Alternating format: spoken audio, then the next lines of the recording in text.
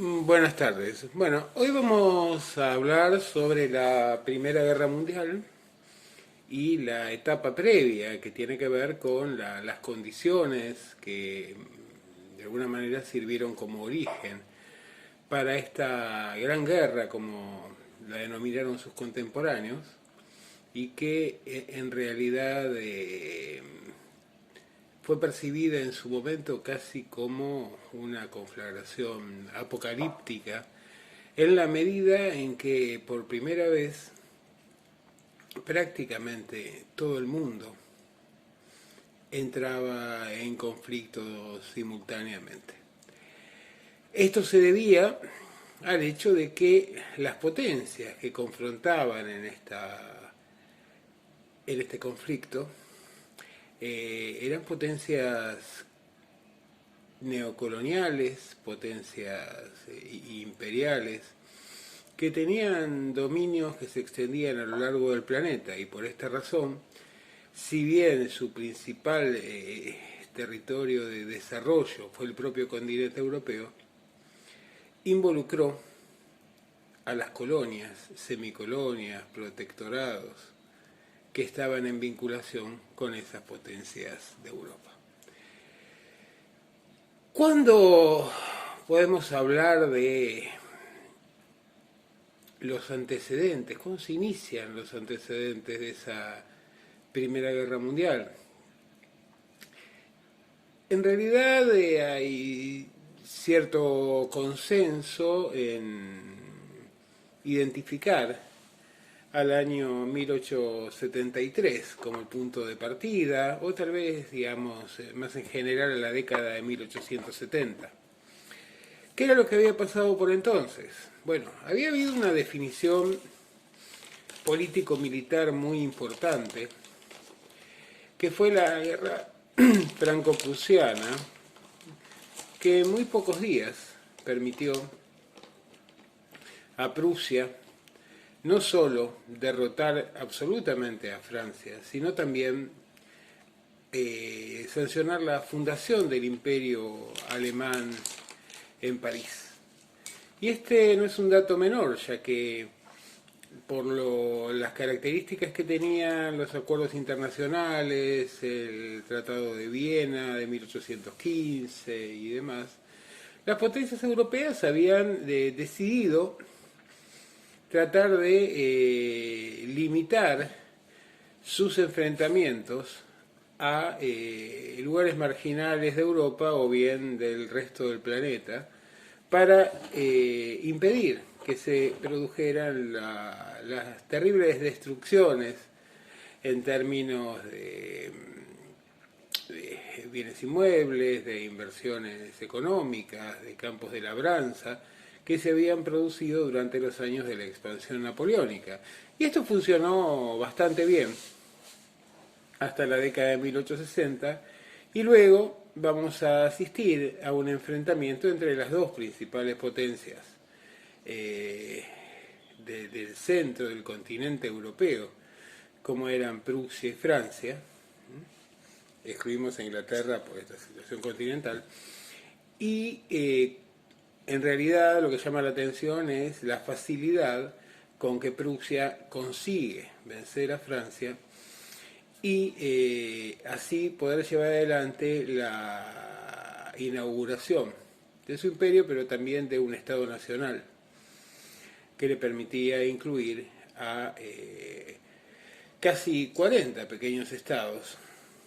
que habían formado parte de la Zollverein, de la unidad económica aduanera alemana, pero que no habían podido todavía, por las restricciones internacionales, integrarse en una unidad política. La victoria de Prusia en ese momento marcó no solo la supremacía militar de Alemania, sino también otra cosa muy importante, que era el hecho de la confirmación del desarrollo que había alcanzado el proceso de industrialización en Alemania. Un proceso de industrialización que tenía una potencia formidable, que había superado largamente en cuanto a su matriz tecnológica a la propia Gran Bretaña y a Francia, y que estaba cabeza a cabeza con los Estados Unidos, ocupando unos y otros el primer y el segundo lugar en la mayoría de las industrias, sobre todo de las industrias pesadas, de las industrias más modernas. Lo que pasaba era que los Estados Unidos mantenían su política de aislacionismo, razón por la cual pretendían mantenerse al margen de los conflictos internacionales, a excepción de lo que ellos consideraban como su patio trasero, que era la zona del Caribe y de Centroamérica, y la extensión por el área del Pacífico, es decir, para tratar de esquivar cualquier tipo de confrontación directa con alguna nación europea. 3 años después estalla la crisis de 1873 a 1876, y esa crisis muestra varias cosas. En primer lugar, lo que muestra es el hecho de que aquella mano invisible del mercado de la que hablaba Adam Smith era inexistente, que los niveles de competencia que se habían establecido en un contexto de libre cambio entre las naciones industriales habían reducido a la nada los márgenes de ganancias de las industrias, y que efectivamente para salir de esa crisis iba a resultar indispensable modificar el esquema geopolítico. ¿De qué modo? Dándole una mayor intervención a los estados para de este modo conseguir monopolizar territorios a escala universal y de este modo comerciar de manera bilateral, excluyendo la competencia. Aquí había un problema. El problema era que Inglaterra tenía sus dominios coloniales prácticamente consolidados a lo largo del mundo, en menor medida los tenía Francia,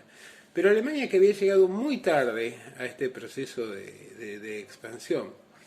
tenía graves dificultades, sobre todo si ahora esas potencias industriales que competían con ella y que no podían hacerlo en el terreno de la eficiencia ni la calidad de sus productos, sí trataban de generar una alternativa de restringir los mercados internacionales para evitar la participación alemana. Los climas sociales, políticos se habían enrarecido, pero además la victoria de Alemania sobre Francia generó un espíritu triunfalista en toda la nación alemana respecto de la potencialidad y los logros que podían alcanzarse a través del uso de la fuerza, ¿no? Entonces, de alguna manera, en Alemania se consideró que el desarrollo de las fuerzas productivas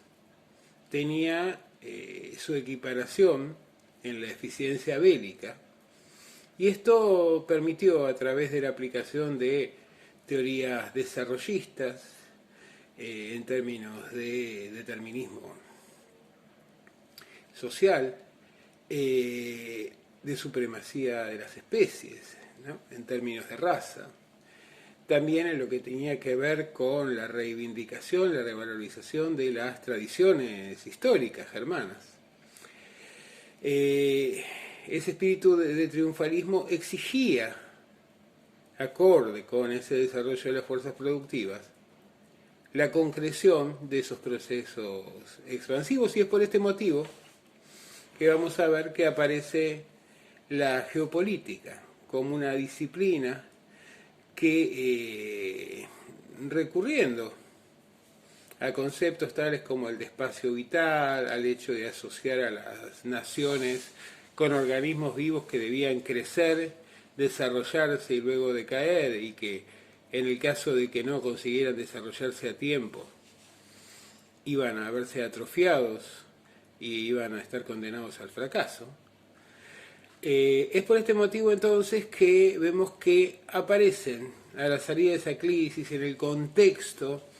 de esta imposición monopólica del comercio bilateral por parte sobre todo de Inglaterra y de Francia, con sus dominios, van a exacerbarse los nacionalismos que estaban también claramente vinculados con el auge del romanticismo, la reivindicación de las tradiciones, los héroes nacionales, las leyendas y demás. Evidentemente entonces vamos a ver que la semilla del conflicto estaba planteada. En términos teóricos, Marx va a plantear el hecho de que, bueno, digamos, que el desarrollo fabuloso que habían tenido las fuerzas productivas iba a tener como consecuencia el ingreso en una nueva etapa, en una etapa imperialista o una etapa de neocolonialismos que harían que finalmente las potencias industriales y que las economías industriales, que esas burguesías cada vez más concentradas, terminaran confrontando entre sí,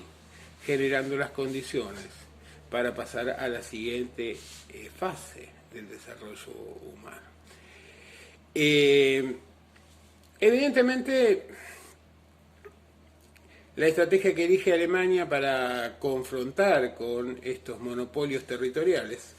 va a ser la del dumping o digamos, la de vender abajo del costo los productos para expulsar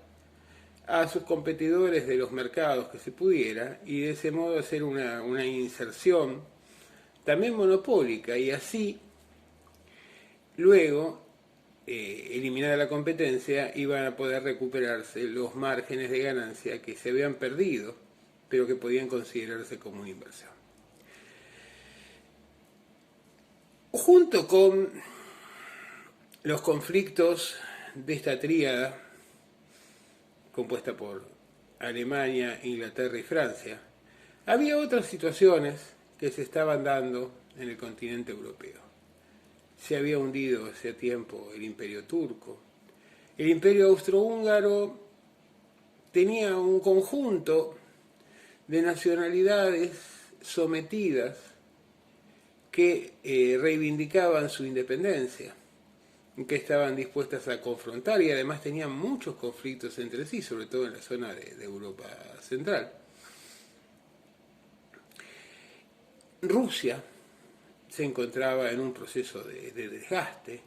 que va a terminar primero con la Revolución de 1905 y luego en el contexto de la Primera Guerra Mundial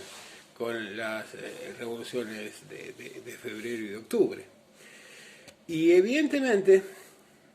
esos nacionalismos que estaban asociados a la expansión territorial en las potencias de Occidente, para el centro y sobre todo para el este de Europa, lo que vemos es que implicaron una clave de rebelión para los pueblos sometidos.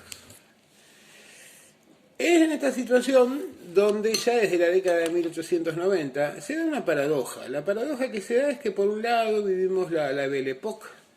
vivimos una etapa inédita en términos de desarrollo cultural, de celebración, de lujo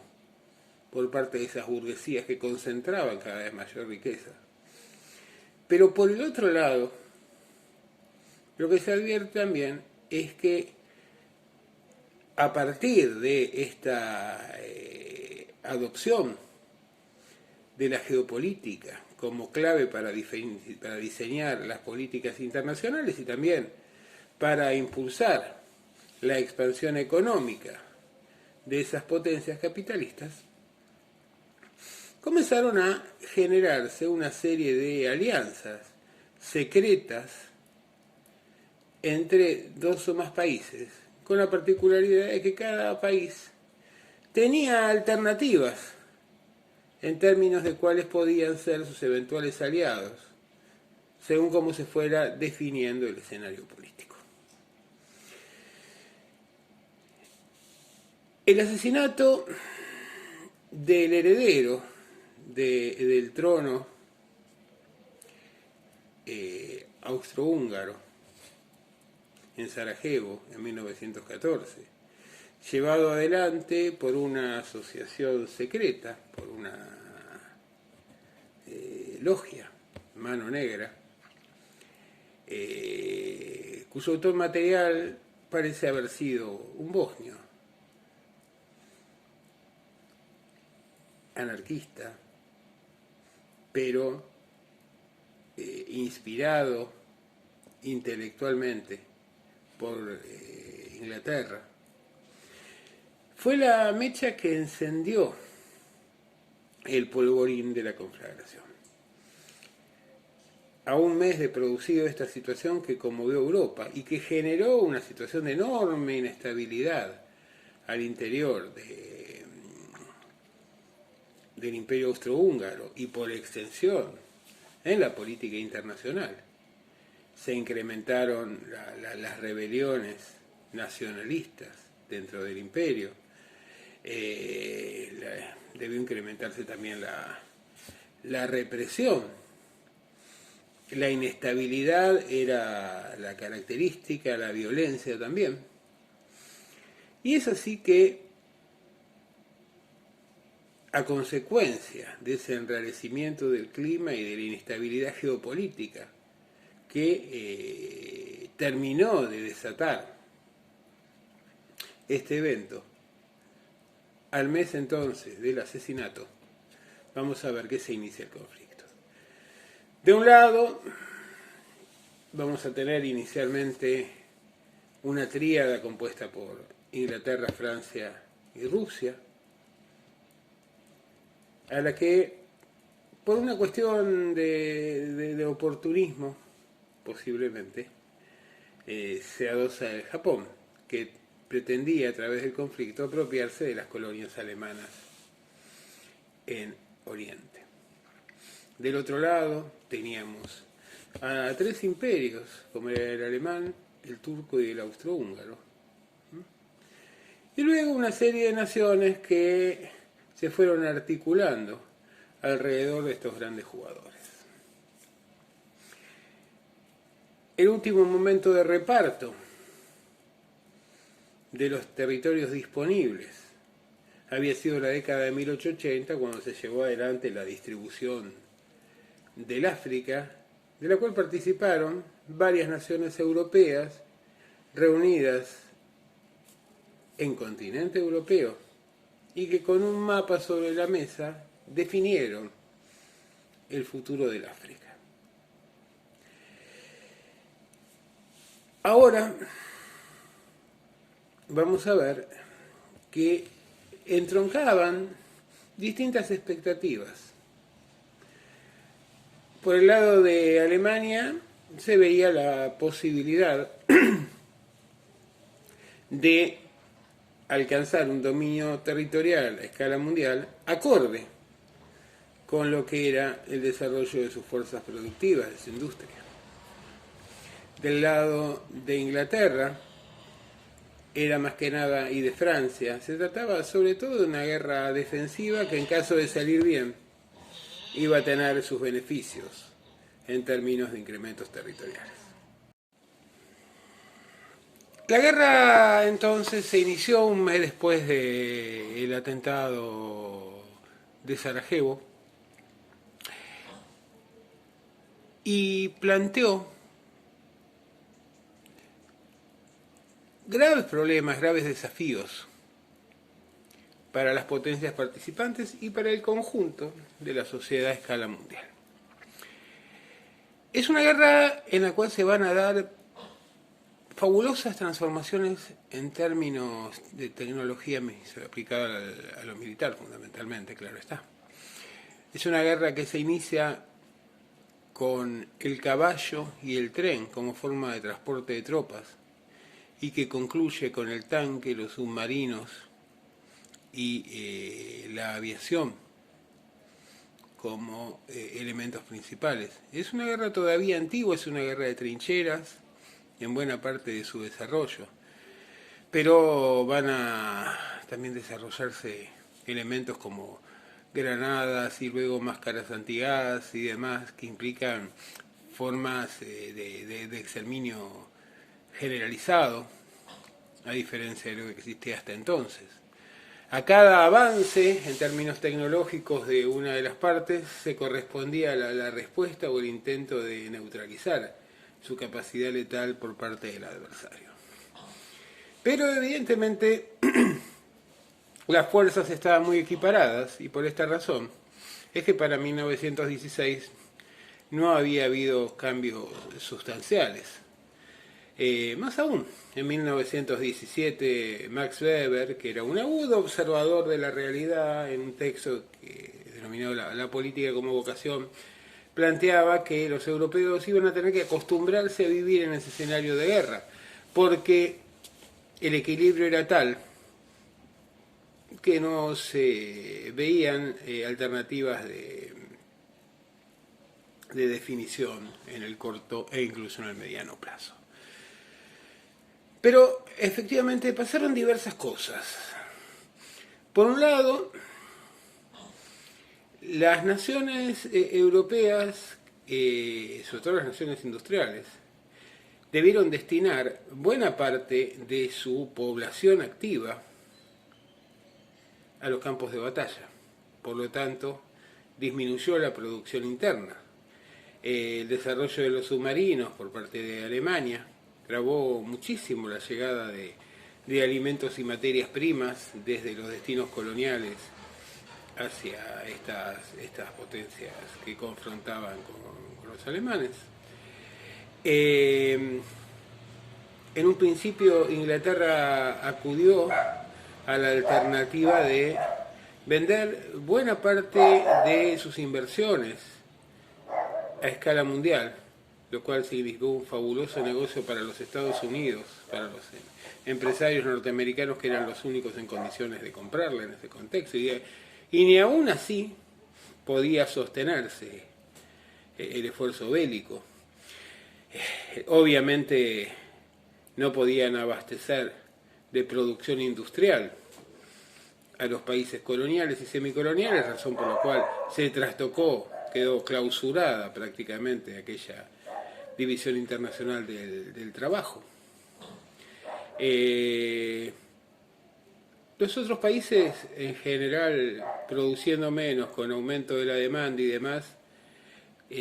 sufrieron una disparada espectacular de la inflación,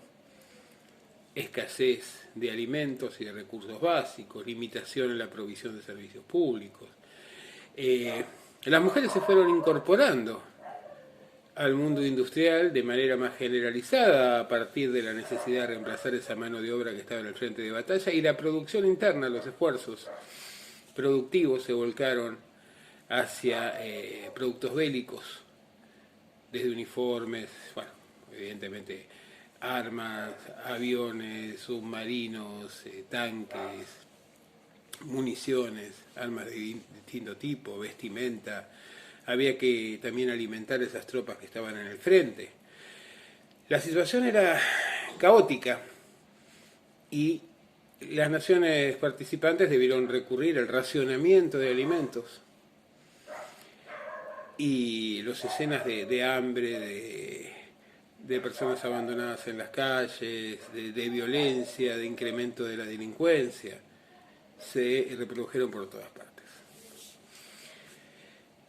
Ahora, ¿qué es lo que va a definir un poco la finalización tan rápida de la guerra, de una guerra que parecía que se iba a extender por muchísimo tiempo? Bueno, lo que la definió fue fundamentalmente la necesidad de los Estados Unidos de acelerar el fin del conflicto, por distintas razones. En primer lugar, por el hecho de que se había convertido en el principal prestamista de las naciones aliadas, razón por la cual quería cobrar y solo podría hacerlo en el caso de que fueran las vencedoras en la guerra. La segunda razón fue que se había producido la Revolución Rusa, y es por esta estaba en un proceso de desarrollo y de conclusión de todo el ciclo inicial revolucionario, razón por la cual era indispensable para el mundo capitalista poner fin a un conflicto que estaba exterminando los recursos y las inversiones productivas y que estaba generando las condiciones adecuadas para que esa revolución se reprodujera a lo largo de todo el continente europeo y aún mucho más allá. Y es por esta razón, y además, bueno, como es habitual, los norteamericanos trataron de darle a estas razones tan materiales y concretas un andamiaje en términos de representación. Por lo tanto, plantearon su ingreso a la guerra desde una perspectiva ética de defensa o de solidaridad con las naciones democráticas que estaban en pugna con las naciones autoritarias del eje. El ingreso de Estados Unidos, la presión del empresariado alemán sobre el emperador también para acelerar el fin del conflicto y retomar una etapa de nuevo crecimiento económico. El temor que sentían las potencias europeas por la eventual expansión de Rusia, que no implicaba una expansión de la revolución en la Unión Soviética en términos militares necesariamente, pero sí que el hecho de que triunfara o que hubiera triunfado la revolución daba pie para que los propios obreros y trabajadores de las naciones de Europa Occidental intentaran repetir ese fenómeno que se había dado en una de las naciones más atrasadas de Europa, pero ¿por qué razón entonces no podría llevarse a cabo en las más avanzadas, donde existía una mayor conciencia de clase, donde los sindicatos estaban consolidados? Es por esta razón que en este combo vamos a ver que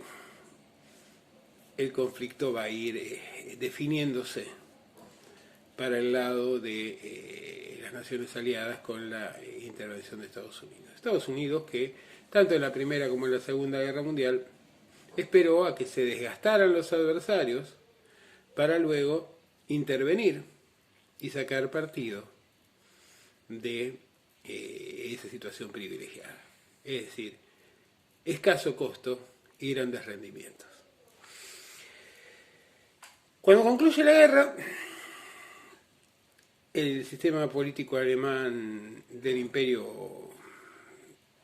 se derrumba, se debe crear una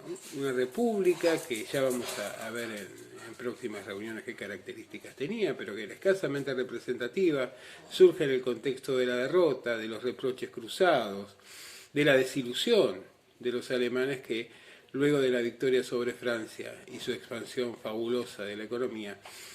aspiraban a realmente tener un papel determinante y privilegiado en el contexto internacional y no iban a tener. Y ahí viene la hora de las definiciones.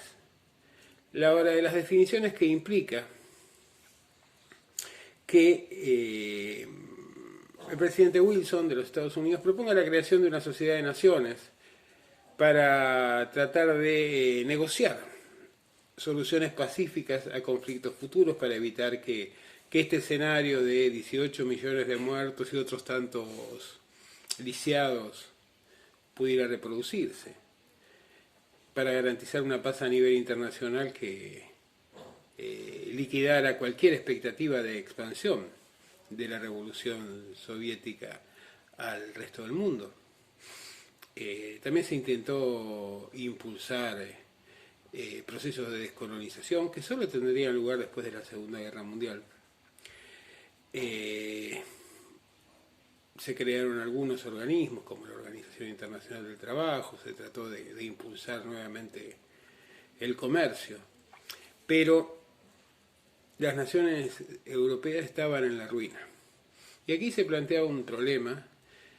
que casi concluye en un enfrentamiento armado entre Francia e Inglaterra. Los Estados Unidos, pese a que el presidente hubiera propuesto la creación de la Sociedad de Naciones, El Congreso rechazó esa posibilidad, por lo tanto volvieron a su aislacionismo en condiciones de ser el principal acreedor del mundo. En el caso de Francia, se intentó obtener a través de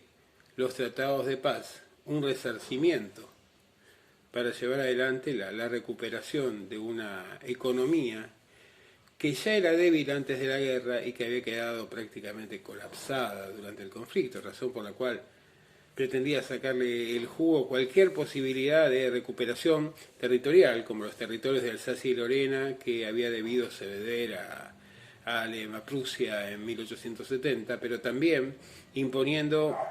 cuotas altísimas de resarcimiento que era imposible que Alemania pudiera llegar a cumplir. En el caso de Gran Bretaña, se oponía a esto porque decía que que condiciones de estas características iban a generar la atomización de Alemania y que Alemania resultaba indispensable como un escudo para evitar la expansión eventualmente militar de la Unión Soviética hacia Occidente. Pero, bueno, finalmente, con los Estados Unidos fuera de la Sociedad de Naciones, con Francia consiguiendo su objetivo de enajenación de los recursos y de la producción de Alemania, con Inglaterra y Francia con una relación un tanto deteriorada a partir de lo que había ocurrido en los tratados de Versalles. El mundo estaba en un clima de inestabilidad absoluta. Y en ese clima va a vivir las 2 décadas siguientes, porque en realidad las causas de la guerra no habían sido resueltas, pero sí las fuerzas endógenas y exógenas, por un lado los nacionalismos, los reclamos de independencia, no solo en Europa, sino en el conjunto del planeta, por parte de las distintas nacionalidades o naciones que estaban sometidas a estos poderes imperiales, se mantuvieron vigentes. La economía británica y francesa, decíamos, si bien se había obtenido una victoria militar por la intervención norteamericana, en la práctica estaban prácticamente destruidas y ya eran obsoletas antes del inicio de la guerra. O sea que la guerra en realidad lo que hace es potenciar. La guerra lo que hace es potenciar todas aquellas causas por las que se había iniciado. Y en ese contexto vamos a ver entonces cómo se van a disparar una serie de variables que van a conducir a la Segunda Guerra Mundial. Bueno, terminamos aquí por hoy. Muy buenas tardes.